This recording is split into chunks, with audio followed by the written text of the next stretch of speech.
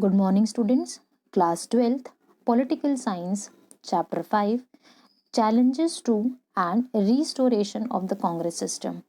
Here is the third video of this chapter. In this video, we will try to understand the situation that India faced after the death of Shastri. Let's start the topic.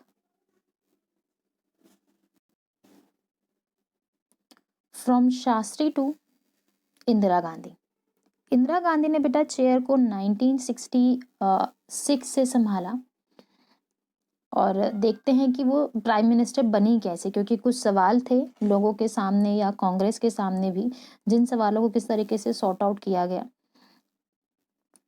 Thus the Congress faced the challenge of the political succession for the second time in 2 years. यानी कि 2 सालों में हम लोग अपने 2 prime minister खो चुके थे और 2 बार हमारे सामने वही सवाल आया कि नेहरू के बाद कौन आएगा.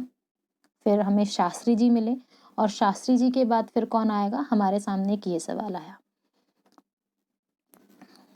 Thus the Congress faced the challenge of political succession for the second time in 2 years.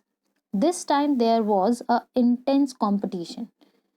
पहले नेहरू जी के मतलब कहा जाए तो शास्त्री जी के टाइम पीरियड पर एज सच कोई कंपटीशन नहीं था, क्योंकि वो एक यूनानिमस डिसीजन था. As we have already discussed, वो एक यूनानिमस डिसीजन है, ठीक है. और के कामराज ने बाकी कांग्रेस पार्टी के लीडर से और कांग्रेस के जो मेंबर्स हैं पार्लियामेंट में, उन सबसे बात हो गई और कोई भी उनको चैलेंज करने वाला व्यक्ति सामने नहीं आया. तो it was a unanimous decision, सर्वसहमति से वो कार्य किया गया.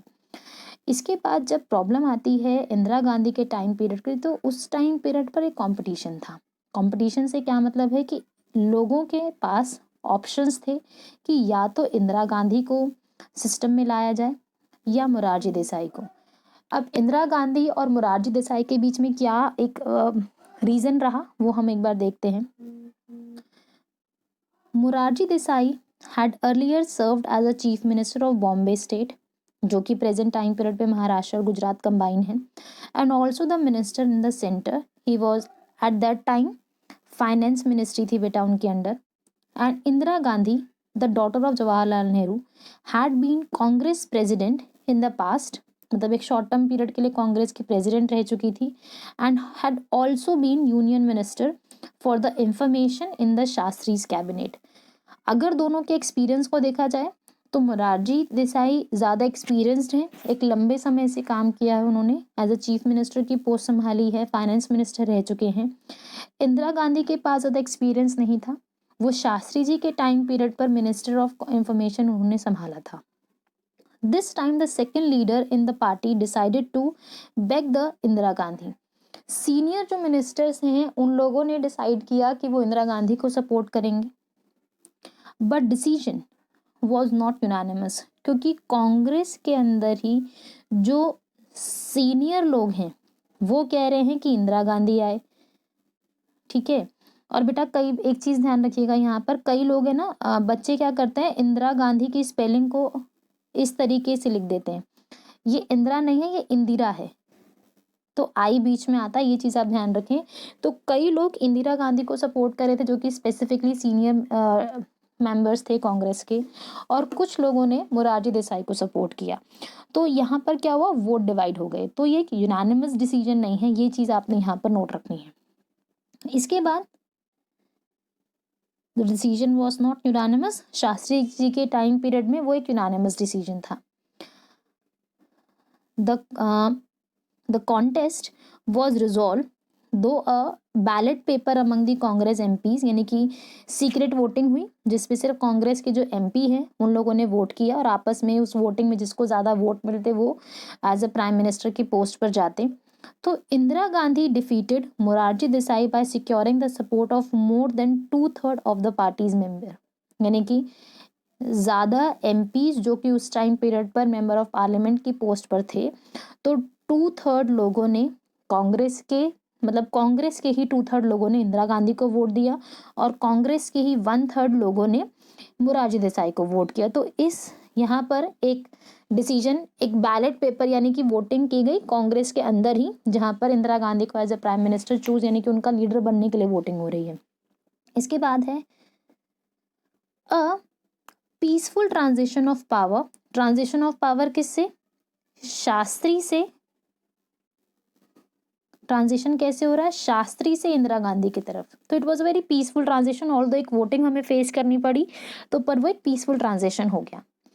After that a peaceful transition of power despite intense competition between Morarji Desai and Indira Gandhi for leadership was seen as a sign of like maturity for the India's democracy।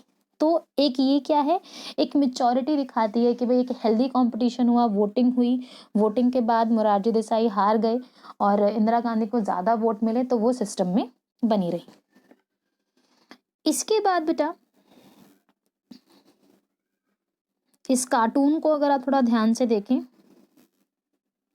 तो ये क्या है, इंदिरा गांधी है, ये न्यूली पर्सन आई हैं, ठीक है।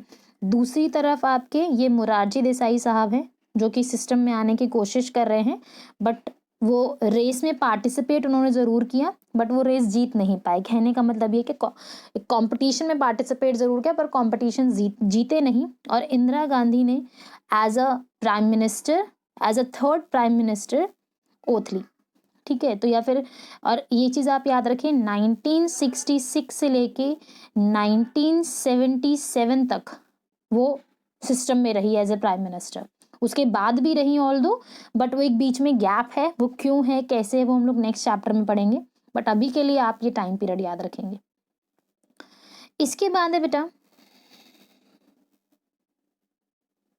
It took same before the prime minister could settle down. While Indira Gandhi had been politically active for very long, she had served as a minister under Lal Bahadur Shastri. Information ministry थी उनके पास, हमने ये पहले पढ़ा है। Only for a short period, but आपने ये चीज़ याद रखनी है, एक शॉर्ट टर्म पीरियड के लिए उन्होंने मिनिस्ट्री को संभाला था, बट वो पॉलिटिकली बहुत ज़्यादा एक्टिव रही। The senior Congress leaders may have supported Indira Gandhi in the believe that her administration and political experience would compel her to be dependent on them for the support and the guidance। अब जरा ना reason समझने की कोशिश करें आप लोग। हमने क्या देखा कि जो सीनियर लोग हैं या जो सीनियर कांग्रेस के मेंबर्स हैं, उन लोगों ने इंदिरा गांधी को बैक करने की या फिर इंदिरा गांधी को सपोर्ट करने की प्लानिंग की, ठीक है। अब वो सपोर्ट करने के लिए क्यों कह रहे हैं, क्योंकि उनको ये लगता है कि इंदिरा गांधी के पास है ना ज़्यादा एक्सपीरियंस तो है नहीं काम करने का, तो उसको जब वो सपोर्ट करेंगे तो उसके बदले में क्या होगा कि वो एडमिनिस्ट्रेशन के डिसीजन के लिए और जो पॉलिटिकल डिसीजंस उसको लेने हैं, किसको लेने हैं, इंदिरा गांधी को लेने हैं, तो उसके लिए वो हमेशा सीनियर मिनिस्टर्स या सीनियर जो मेंबर्स हैं कांग्रेस के, उससे या फिर उनके ऊपर वो डिपेंडेंट हो जाएगी। और पावर जो है हमेशा सीनियर लोगों के पास ही रहेगी, तो उनको वो डिपेंडेंट बनाना चाह रहे हैं। बट ये मतलब बेसिकली ये रीज़न था उसको सपोर्ट करने का, ठीक है। इसके बाद हम लोग देखते हैं the senior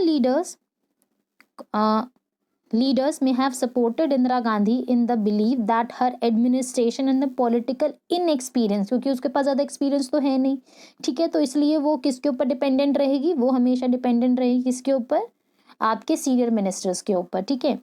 While the years of becoming prime minister, Indira Gandhi had to lead the party in a Congress had to lead the party in a Lok Sabha elections. अब एक चीज़ अब बेटा आपको यहाँ पर ध्यान रखनी है कि नेहरू के बाद शास्त्री ने पब्लिक को फेस नहीं किया। पब्लिक को फेस करने का क्या मतलब है कि इलेक्शन में उन्होंने कैंपेनिंग नहीं की, ठीक है। यहाँ पर उनको इलेक्शन में कैंपेनिंग करनी पड़ी पहली बार नेहरू के बिना। तो ये एक सबसे बड़ा चैलेंज था उस टाइम पीरियड पर कि इलेक्शंस होने वाले हैं और इलेक्शंस के अंदर इंदिरा गांधी पहली बार लोगों के सामने जाएगी, तो क्या लोग उनको एक्सेप्ट करेंगे, वो एक अपने आप में एक बड़ा सवाल था।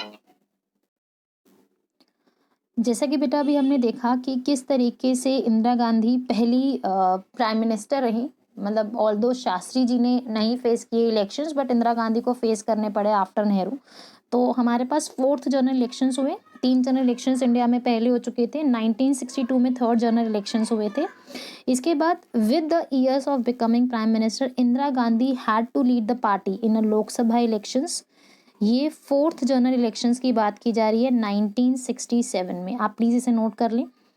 अराउंड दिस टाइम बेटा इस पूरे चैप्टर में या इस नेक्स्ट चैप्टर में भी फैक्ट्स बहुत ज़्यादा इंपॉर्टेंट है। अगर आपको ईयर याद नहीं रहेगा, आप डेट के साथ नहीं चलोगे तो आपका कंटेंट पूरा मिक्स हो जाएगा, तो आपको यहाँ पर ये चीज़ें ध्यान रखनी है, ठीक है। Around this time the economic situation in the country had further like क्या है कि इकोनॉमी बहुत ज़्यादा डिट्रॉइटेड कंडीशन में है या बहुत ज़्यादा ही दरिद्र अवस्था में चल रही है, ठीक है। और उसके साथ अलग अलग प्रॉब्लम्स जो हैं उसमें ऐड ऑन होती जा रही हैं, ठीक है। And faced with these difficulty she set out to gain a control over the party. Indira Gandhi अपने आप में एक स्ट्रॉन्ग लीडर की तरह सामने आई और उसी के साथ साथ एक मतलब कहते हैं ना कि एक नोविस पर्सन है, नौसिखिया हैं अपने काम में या ज़्यादा एक्सपीरियंस नहीं है उनके पास, बट फिर भी वो एक स्ट्रॉन्ग लीडर की तरह अपने अंदर वो स्किल्स रख रही हैं, जिसकी वजह से उन्होंने अपनी पार्टी पर पूरा कंट्रोल बनाया और नेशन को भी संभालने की एक पूरा अ, मतलब कह सकते हैं ना कि वो पूरी की पूरी चीज़ें उन्होंने जल्दी जल्दी सीख लिया, एक ये चीज़ रहती है। अगेन बेटा इंदिरा गांधी के बारे में एक बार हम लोग देखते हैं। इंदिरा गांधी प्राइम मिनिस्टर रही 1966 से लेके 77 तक और उसके बाद 80 से लेके 84 तक। She was the daughter of Jawaharlal Nehru and participated in the freedom struggle as a young Congress worker. Congress president in 1958, minister of Shastri cabinet from 1964 to 66, information ministry में वो रही। Led the Congress party to victory in 1967 fourth general elections में, एक बहुत अच्छे numbers के साथ उन्होंने इलेक्शंस में वोट्स में जीते, जो कि हम नेक्स्ट वीडियो में देखेंगे। एंड 1971 के इलेक्शंस में पार्टिसिपेट किया, 1980 के इलेक्शंस में उन्होंने पार्टिसिपेट किया और एक अच्छे नंबर्स ऑफ वोट्स उनको हमेशा मिले, ठीक है। एक बार उनको नहीं मिला, वो कब था वो पूरा हम लोग पढ़ेंगे बाद में। Credited with the slogan of गरीबी हटाओ, ये स्लोगन अपने आप में बहुत इंपॉर्टेंट है, एग्जाम में कई बार पूछा जाता है। जैसे शास्त्री जी का जय जवान जय किसान स्लोगन था, तो इंदिरा गांधी का स्लोगन गरीबी हटाओ का याद किया जाता है। विक्ट्री 1971 के इलेक्शंस में उनको अच्छे वोट्स जिताने के लिए, दिलाने के लिए गरीबी हटाओ के स्लोगन ने बहुत काम किया। कुछ डिसीजंस उनके ऐसे रहे बेटा जिसके ऊपर बहुत ज़्यादा ऑब्जेक्शन उठाया गया।